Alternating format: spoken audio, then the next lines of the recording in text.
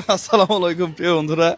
Rangpur medical hospital, হ্যাঁ, হসপিটালের সামনে এটা কিন্তু, হ্যাঁ, ছায়া ব্লাউজ কাঁথা বালি সব আছে, দেখেন টুপ টুপ করে পানি পড়তেছে।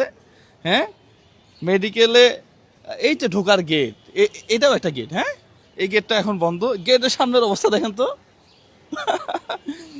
এক বাইসতে খুঁড়ছে, খুঁড়ার পরে ও কিছু লাইন টাইন লাগাইছে। হ্যাঁ, সামনে নির্বাচন। হ্যাঁ, এখন কিছু হয়তো কাজের মালপাতি আসছে, খুঁড়ছে, এ ঢালাই করবে। আরেক ভাইসতে এসে ও এটা ভেঙে আবার বলবে যে পাইপ মোটাটা লাগাও।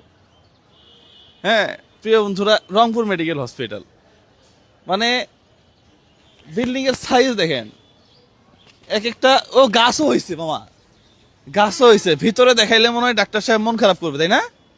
এই জন্য ভিতরে আর না যাই। প্রিয় বন্ধুরা, এখানে আমাদের একটা রুগী আছে, আলসারের সমস্যা, তার আরো কিছু মানে জটিল সমস্যায় আছে। সমস্যা হচ্ছে রোগী পেশেন্টের সমস্যা হবে, এটা তো স্বাভাবিক। এখান থেকে নাকি বলে দিছে ট্রিটমেন্ট এখানে হবে না, এটা ঢাকাতে নিয়ে যেতে হবে। কেন? মানে কেন? রংপুর হচ্ছে একটা রংপুর বিভাগ না ভাই, রংপুর বিভাগ, তো বিভাগে সকল চিকিৎসা হবে, এটাই তো হওয়া উচিত। চিকিৎসা খাতের অবস্থা 12টা 13টা 16টা বেজে গেছে প্রিয় বন্ধুরা, বিশ্বাস করেন। বাইশটা পোস্টার টানাইছে যে আমি নির্বাচন করে এইবার চিকিৎসা খাতের উন্নয়ন করব।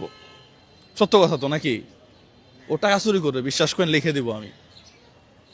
ও চোর, ও টাকা চুরি করবে। ও ওর ছেলে মেয়ে পরে ইউরোপ আমেরিকাতে, ও বেগম পাড়া বাড়ি বানাবে এই যেগুলা কইলে।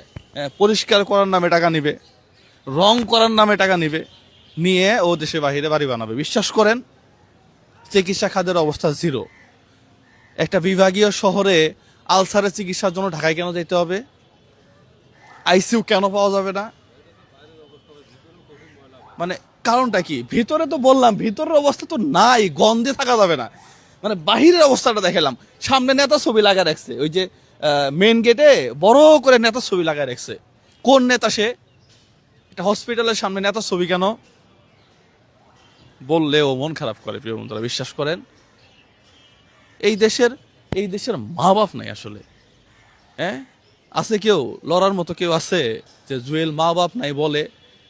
হ্যাঁ, তুমি দেখাও মা বাপ আছে কিনা।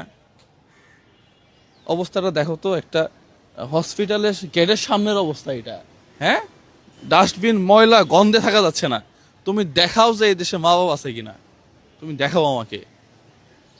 ভিতরের অবস্থা তো মানে, রোগী তো সিট নাই, নিচে নিচে শুয়ে আছে। আরে হসপিটালে রোগী নিচে শুয়ে থাকবে কেন?